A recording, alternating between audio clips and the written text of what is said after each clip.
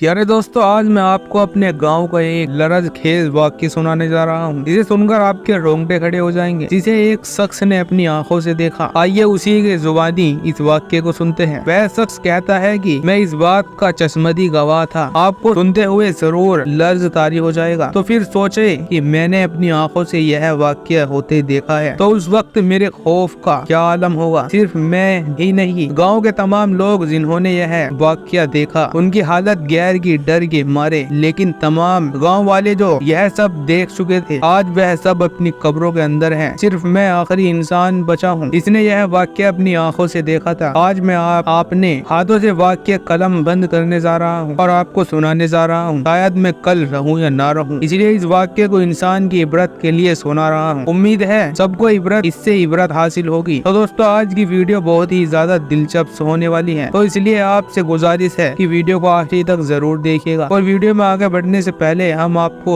थोड़ा यह भी बताना चाहते हैं कि आप हमारे YouTube channel Anas mini vlog को सब्सक्राइब कर लीजिए और बेल आइकन की घंटी को दबा दीजिए, ताकि हमारी आने वाली मजीद वीडियोस का नोटिफिकेशन आपको बर वक्त मिलता रहे। तो चलिए वाक्य को आगाज करते हैं। यह वो वक्त था जब मैं बहुत खुश रहता करता था। हमारे गाँव का माहौल बहुत अच्छा था, सब हंसी खुशी रह रहे थे। कभी भी कोई अजीब बात नहीं हुई थी हमारे गांव में। लेकिन एक दिन एक अजीब वाक्य पेश आया। लेकिन यह सिर्फ एक दिन की बात नहीं थी, यह इस वाक्य की शुरुआत थी। और फिर उसके बाद यह सिलसिला चल निकला और गांव वालों का सुकून गैरत हो गया। हमारे गांव का एक जो खुशगवार माहौल था। इस वाक्य के बाद गाँव के बच्चे तो क्या, बड़े भी खौफजदा रहने लगे कि यह सब क्या हो रहा है। ऐसे ही एक सुहानी सुबह थी। मैं सवेरे उठा और मस्जिद की तरफ चल पड़ा। फजर की नमाज के लिए। दिसंबर का महीना था, अंधेरा था, अभी तक रोशनी होने में काफी वक्त था। मैं फानूस उठाई मस्जिद की तरफ रवाना था। सर्दी तो बहुत ज्यादा थी, लेकिन नमाज के लिए जाते हुए मुझे इतनी मुसर्रत मिलती कि मुझे सर्दी या गर्मी से फर्क नहीं पड़ता था। मैं गाँव के रास्ते पर चल रहा था, जहाँ से मैं रोजाना गुजरा करता था। मेरे गाँव के मस्जिद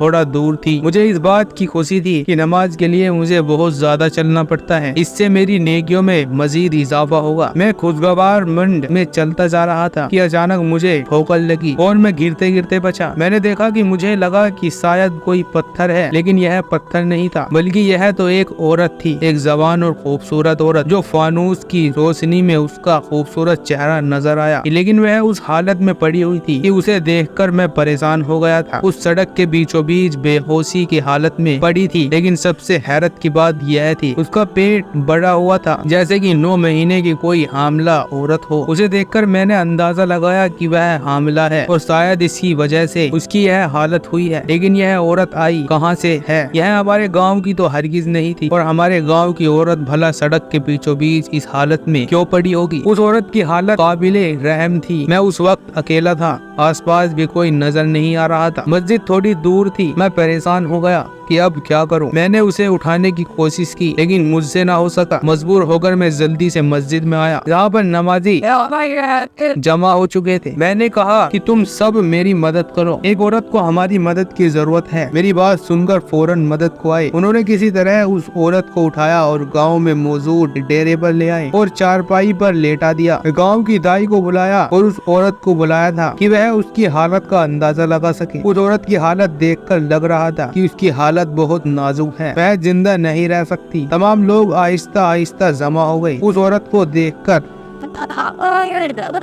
देखने के लिए दाई ने कहा कि उसके पेट में मुर्दा बच्चा है और यह भी जिंदा नहीं बच सकती, और थोड़ी ही देर में वह औरत मर गई। हम सब गांव वालों को बहुत अफसोस हुआ। वह कौन थी, कहां से आई थी, कुछ मालूम नहीं था। कभी किसी ने उसे यहाँ पर देखा भी नहीं था। पूरे गाँव में ही खबर जंगल की आग की तरह फैल चुकी थी। सारा दिन सबको इस औरत के मरने का अफसोस रहा और यही मौजू जेरे बहस रहा। हर घर में, डेरे में बस इसी औरत की बातें थी कि यह सब क्या था। उस वक्त गांव का माहौल बिल्कुल सादा था। लोग भी बिल्कुल सादे से थे। मोबाइल का जमाना था, न टेक्नोलॉजी, कुछ भी नहीं था। खत किताब के जरिए कॉन्टेक्ट होते थे। महीनों किसी से बात नहीं होती थी। अगर कोई शहर से बाहर होता था तो एक टेलीफोन करने के लिए मीलों दूर जाकर शहर से फोन करना पड़ता था। अगर किसी से बात करनी हो तो एक फोन कॉल का खर्च भी बहुत ज्यादा होता था। दिन यूं ही गुजर गया। रात हो गई, फिर सुबह हो गई, लेकिन फिर आजमाइश हम गाँव वालों के लिए तैयार थी। एक दूसरी जगह से एक और औरत उसी हालत में मिली, वह भी 9 महीने की हालत थी, हामिला थी। गाँव वाले उसे फिर से बचाने की कोशिश करने लगे, लेकिन वह भी मर गई। अजीब का सा खौफ और हरासर चुका था कि यह सब क्या हो रहा था, किसी को कुछ समझ नहीं आ रहा था। गाँव के लोग बिल्कुल सादा थे, वो मामले की तरह तह तक नहीं जा सकते थे। कोई कहता था कि यह चौधरियों का काम है, तो कोई कहता था कि यह किसी वीर बाबा का काम है या किसी जादूगर का। हर कोई अपनी अपनी कयास आराया कर रहा था, लेकिन मसला सिर्फ यह था कि सिर्फ हामला औरत ही बेहोश क्यों पड़ी होती और फिर वह मर जाती है। सबसे अजीब बात यह थी कि वह 9 महीने की हामला औरत होती थी, इसके बच्चे पेट में ही मुर्दा हो चुके होते हैं। दोस्तों, औरतों में यह एक कॉमन चीज थी। अभी गांव वाले पूरी तरह से संभले भी नहीं थे। अगली सुबह एक और औरत इसी हालत में मिली और वह भी मर गई, और सब हकीकत मायून में परेशान हो गए थे कि यह औरत एक जगह से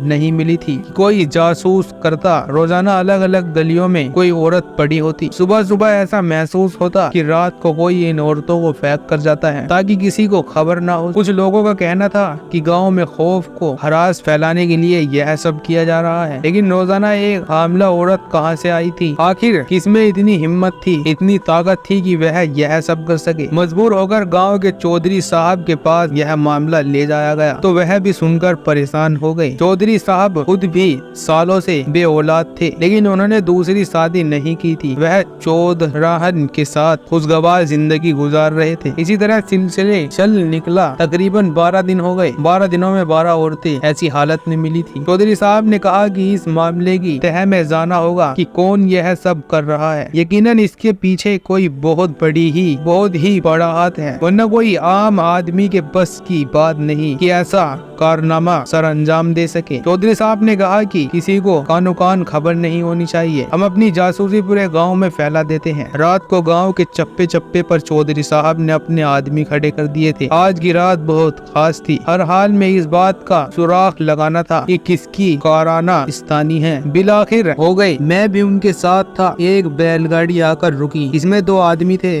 बैलगाड़ी पर एक औरत थी और उनके हाथ में फानूस था। उन्होंने वह औरत ऐसी ही गली में फेंक दी। वो लोग जाने ही लगे थे कि चौधरी साहब और उनके आदमियों ने उसे पकड़ लिया, लेकिन उनके हैरत की इंतहा न रही। जब उन आदमियों का नकाब हटाया, उनका चेहरा देखा गया, तो वह दोनों चौधरी साहब की हवेली के ही सबसे खास मुलाजिम थे। चौधरी साहब खुद बहुत हैरान हुए कि आखिर यह सब क्यों हो रहा है। उन्होंने उन दोनों को कैद किया और उनसे सच्चाई उगलवाने के लिए खूब मारा, लेकिन उनकी जुबान पर तो जैसे ताला लगे हुए थे। वह कुछ भी बताने के लिए तैयार नहीं थे कि क्या हो रहा था। चौधरी साहब खुद भी समझ नहीं पाए थे, इसलिए परेशान थे कि गांव वालों को शक चौधरी साहब पर ही जाता, क्योंकि वह उनके अपने आदमी थे। चौधरी साहब ने उन आदमियों को आखिर धमकी दी कि अगर सच्चाई नहीं बताई कि यह सब किसके कहने पर किया, तो उन्हें मौत की सजा सुना दी जाएगी। हर इंसान मौत से डरता था। वो लोग भी खौफजदा हो गए, लेकिन जो इंक सब उन्होंने किया, यह सुनकर तो सबके सरों पर जैसे आसमान गिर गया था। कोई इतना सफाक भी हो सकता है? यह किसी कारस्तानी थी। उसका नाम तो सुनकर चौधरी साहब को सरा यकीन नहीं आ रहा था। यह उनके घर का बेदी था जो लंग लगा रहा था, यानी कि यह सारा काम चौधरी का था। चौधरी साहब ने तमाम गांव वालों के सामने चौधरान को बुलाया और इंसाफ का तमाम मामला किया। चौधरी साहब इंसाफ पसंद थे, इसलिए सब कुछ गांव वालों के सामने ही करना चाहते थे। अगर गुनाहगार उनके घर का हो, उनके रिश्तेदार हो, तब भी वह उसी के साथ किसी किस्म की रियायत नहीं करते थे। उन्होंने तमाम गांव वालों के सामने चौधरायन को बुलाया और कहा कि तुम्हारा गुनाह सामने आ गया, अब बताओ कि तुम्हें यह सब क्यों किया। तब ने देखा कि चौधरायन का परेशानी से बुरा हाल था। वह अपने गुनाह को कबूल करने पर तैयार नहीं थी। बिलाखिर उसकी मुलाजिम बोल पड़ी। मुलाजमा ने कहा कि यह उसको अपने साथ लेकर जाती है एक पीर बाबा के पास। इस बाबा ने चौधरायन से कहा कि तुम 40 हामला औरत की कुर्बानी दे दो, तब तुम्हें औलाद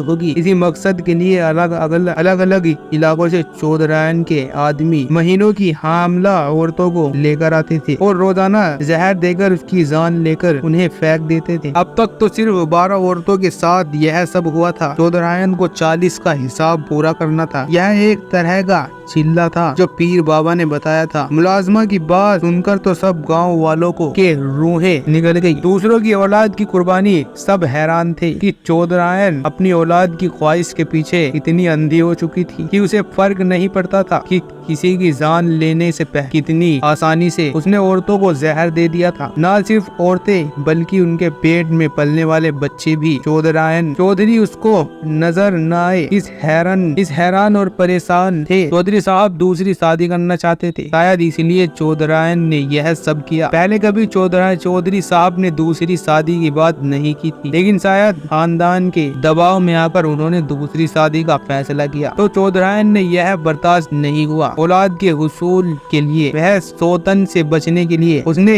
जाली पीर की बातों में आकर 12 जाने लेनी थी। न सिर्फ 12 बल्कि उनके कोख में पलने वाले बच्चों को भी जान से मार दिया था। यह ऐसे दिल दहला देने वाला वाकया था, इसे सुनकर तमाम गाँव वालों की रोंगटे खड़े हो गए थे। शैतान न सिर्फ पीर बाबा था खुद बल्कि चौधरायन भी इस कदर हावी हो चुका था कि उसे फर्क नहीं पड़ रहा था कि वह जो कर रही है वह किस कदर खुदा के कहर की वजह से बन सकता है। आज भी जब मैं इस वाक्य को सुनता हूँ, चौधरायन को सजा तो सुनानी ही थी चौधरी साहब ने, लेकिन इससे पहले इस पीर बाबा को बुलाया गया जिसने यह सब करने को कहा था। मालूम हुआ कि चौधरायन ने अपना सारा जेवर उसको दे रखा था और पीर बाबा ने जेवर के बदले यह अमल करने को कहा और चौधरायन का इरादा था कि चौधरी साहब को कहेगी कि उनका जेवर चोरी हो गया। आज मेरी उम्र 60 साल के करीब है, लेकिन मेरा जहन में यह वाकया आज भी उसी तरह तरोताजा है। वह शख्स कहता है कि मैं सोचता हूँ कि औलाद की ख्वाहिश इंसान से क्या कुछ नहीं करवा सकती। सच कहते हैं कि औलाद और माल फीत है। अल्लाह हम सबको इतने फीत से महफूज रखे और हमें ऐसी औलाद दे तो हमारी मगफिरत की वजह बने, ना कि हमारे गुनाहों में इजाफा की वजह बने। कमेंट बॉक्स में अपनी जरूरी आमीन जरूर लिखिएगा। प्यारे दोस्तों, यह थी हमारी आज की वीडियो। उम्मीद है आपको पसंद आई होगी। वीडियो पसंद आने की सूरत में इसे लाइक कीजिए और अपने दोस्तों के साथ जरूर शेयर कीजिएगा और मजीद इसी तरह की वीडियोस पाने के लिए हमारे चैनल को सब्सक्राइब करते हुए बेल आइकन को क्लिक कर दीजिए ताकि मजीद अपलोड होने वाली वीडियोस का नोटिफिकेशन आपको बर वक्त पहुँचता रहे। अब मुझे इजाजत दीजिएगा, मिलते हैं फिर एक नई वीडियो के साथ। अब तक के लिए अल्लाह हाफिज।